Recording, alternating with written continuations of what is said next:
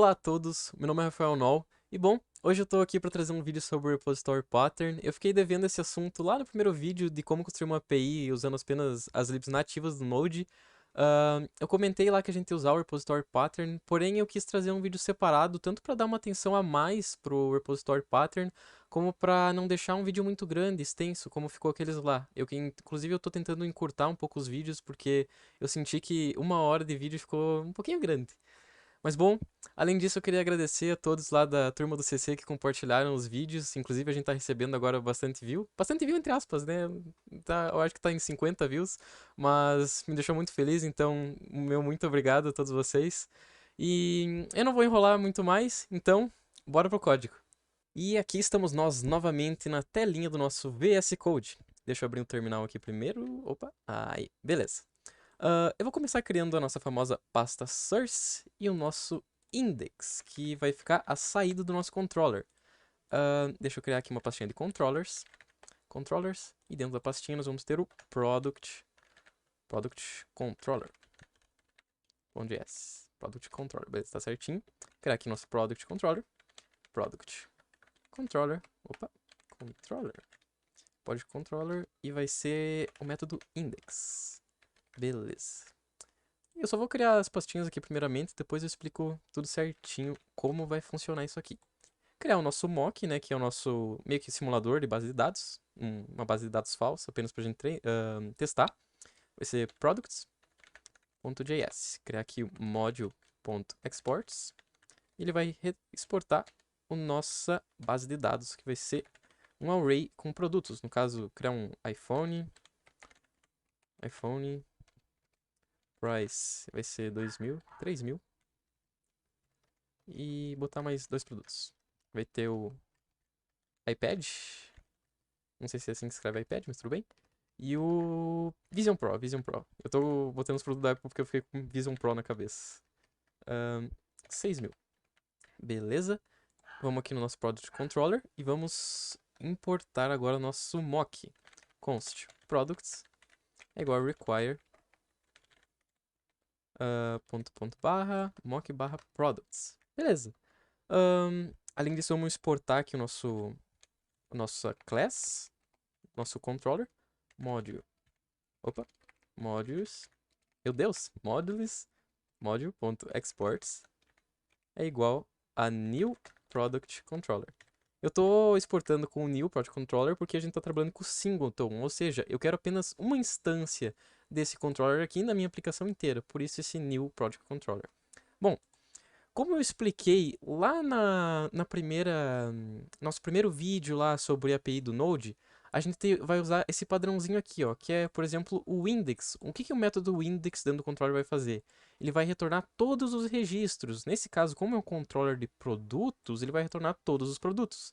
Então, eu vou botar aqui return products, que esses products está sendo retornado os produtos que tá lá no nosso mock lá, com name, price. Agora aqui no nosso index a gente vai importar o nosso controller. Então, product controller é igual a require .controllers com product controller. Beleza. Vou fazer um console.log aqui do nosso product controller.index. E se a gente agora rodar esse código aqui, ele vai retornar a lista dos produtos. Beleza. E onde é que o repository pattern entra nisso aqui? Como vocês podem ver, a gente tem o nosso controller aqui, que está, por exemplo, buscando os produtos e nos retornando.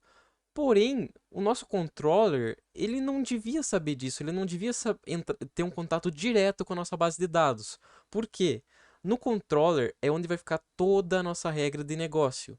Então tu imagina, por exemplo, num e-commerce, por exemplo, um controller de produto de um e-commerce. Ele tem que verificar se, por exemplo, tem um desconto, se o usuário usou um cupom, se o usuário tá logado. Na verdade, se o usuário tá logado é uma outra questão, não é o controller que tem que cuidar disso.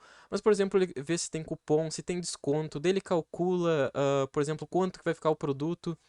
E juntar tudo isso com a questão da base de dados, com a conexão da base de dados, não dá certo.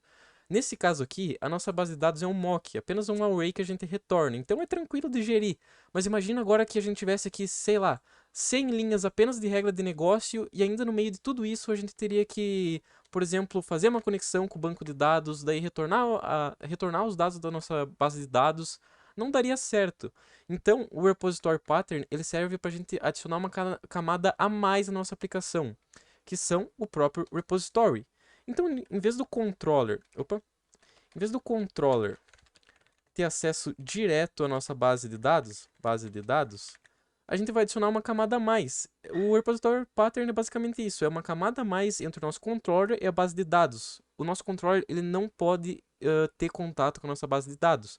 Assim fica muito mais fácil para gerir e, por exemplo, dar manutenção. Eu já vou entrar mais a fundo nisso, mas, por exemplo, assim, nós vamos ter um controller. Esse controller vai ter um repository. E esse repository que vai entrar em contato com a nossa base de dados para retornar os dados para o nosso controller. Base de dados. Então, por exemplo, caso dê algum erro no nosso banco de dados ou a gente queira mudar a base de dados, a gente não vai precisar ir lá e mexer e modificar aqui dentro do nosso controller, porque isso pode quebrar toda a nossa regra de negócio. Então imagina numa aplicação enorme assim, isso pode dar muito errado. Então, caso a gente queira alterar a base de dados, a gente só vai no repository, altera o que tem que alterar, e o controller nem vai saber o que a gente alterou. Ele não tem contato com a base de dados, isso não vai afetar nada para ele. Então, é por isso que a gente usa o repository, para dar uma melhor manutenção e um controle para o nosso código, para não, por exemplo, quebrar ele enquanto a gente mexe ali no nosso controller, na regra de negócios e na conexão com a base de dados. Mas vamos lá. Do mesmo jeito que eu comentei lá no último vídeo, toda entidade da nossa aplicação tem um controller. No caso, a nossa entidade é os produtos. Então, a gente vai ter um controller de produtos. Além disso, toda entidade vai ter um repository. Então, nós vamos criar aqui repositories. E dentro dos repositories, nós vamos ter o product repository.js. Beleza. Bom, aqui dentro do Product Repository, a gente vai criar uma outra classe que vai ser o Product Repository. E aqui nós vamos, por exemplo, criar um método findAll. Beleza, ache todos. E a mesma coisa, module.exports é igual a new Product Repository. Mais uma vez, porque a gente está usando singleton, a gente quer apenas uma instância dessa classe, desse objeto na nossa aplicação. Agora, como é o repository que tem contato com a base de dados, vamos importar aqui. No caso, a gente está importando um mock, mas na realidade a gente estaria conectando ao banco de dados, retornando todos os dados que a gente pegou lá do banco e assim por diante. Eu planejo fazer um vídeo futuramente como conectar, por exemplo, com uma base de dados real aqui, usando o Docker e tudo, mas isso é para um vídeo futuro. Por enquanto, vamos continuar aqui. Bom, const products é igual a require mock/products. Beleza, e aqui a gente vai retornar products. Beleza, retornamos products. Então, o que a gente vai fazer agora? Bom, como a gente quer que apenas o repository tenha um contato com a nossa base de dados, a gente vai lá no nosso controller, porque a gente não vai precisar mais desse import aqui, porque a gente não vai ter o contato com a base de dados. E aqui no nosso index, o que a gente vai fazer? Bom, primeiro a gente vai ter que importar o nosso repository. Então, confundi. Const product repository vai ser igual a require, repositories/product repository. Então, o que a gente vai fazer? A gente vai retornar o valor que o product repository.findAll retornar para a gente. No caso, o que o product repository.findAll, o que o método do findAll do product repository vai fazer? Ele vai retornar todos os dados da nossa base de dados. E ele está em contato aqui com a base de dados. Porém, imagine que aconteça algum erro aqui, alguma coisa. A gente vai vir aqui no repository, vai alterar e vai ajeitar isso sem ter o contato com a nossa regra de negócios aqui do controller, por exemplo. Eu já vou dar um exemplo, por exemplo, bem simples, mas que dá para entender melhor o que eu estou falando. Mas bom, agora vamos testar. Vamos lá no nosso index e rodar. Vai dar na mesma, ele vai retornar a nossa base de dados. Porém, agora tem uma camada extra na nossa aplicação.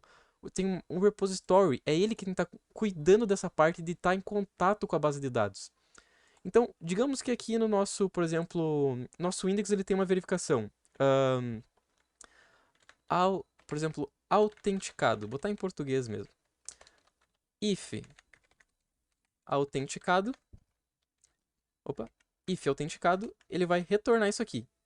Senão, ele vai retornar. Opa. Usuário não autenticado. Beleza. Então, imagina que, na verdade, esse if aqui, verificando se o usuário está autenticado, fosse algo super complexo. Por exemplo, que nem eu comentei antes, num e-commerce, onde tem 1 milhão de coisas para verificar antes de a gente entregar os dados para o cliente. Bom, agora aqui no nosso index, se a gente passar, por exemplo, true, e executar, significa que o usuário está autenticado, e ele vai retornar para a gente aqui os dados. Porém, caso seja false, ele vai retornar false lá e não vai passar para o if, ele vai passar usuário não autenticado. E bom, é justamente por isso que a gente usa o repository pattern. Ele serve para a gente colocar uma camada a mais na nossa aplicação, e esse repository é quem vai ter a conexão direta com a nossa base de dados. E com base de dados eu quero dizer, seja um array, seja um banco de dados, uma tabela do Excel, um arquivo de texto, por exemplo, qualquer coisa. Esse repository é quem vai ter contato com essa base de dados. E o repository, ele vai apenas enviar esses dados para o nosso controller. Inclusive, o nosso repository, ele não vai cuidar de verificar se veio os dados certos, se, por exemplo, não deu certo a requisição. Toda essa parte vai ficar aqui no nosso controller, por isso que é aqui que fica a regra de negócio. Então apenas ele vai retornar. Essa é a única preocupação do repository, do nosso repository. O resto, para verificar se ocorreu algum erro, o que é para fazer se ocorreu algum erro, vai ficar todo no nosso controller. Por isso que a gente tem que separar isso. E bom, tô aqui novamente. Bom, eu espero que todos vocês tenham gostado do vídeo. Se você gostou, deixa um like, compartilha, ajuda demais. E novamente ressaltar meus agradecimentos ao pessoal da Ciência da Computação, lá da Atistos, que compartilhou meus vídeos. Eu espero que meus vídeos possam chegar a mais pessoas, porque enquanto eu sigo nesse caminho de estudo, eu espero que eu consiga ajudar outras pessoas também que estão interessadas e estão estudando JavaScript, por exemplo. Caso você não entendeu alguma coisa, ou ficou em dúvida, ou quer me deixar um feedback, alguma coisa, pode comentar aí embaixo, ou me mandar lá pelo LinkedIn, lá, pode me adicionar no LinkedIn, eu vou deixar aqui nos comentários o meu link do meu LinkedIn e do meu GitHub, caso queira dar uma olhada nos meus projetos também. Mas era isso, eu acho. Então, muito obrigado a todos vocês novamente, e falou!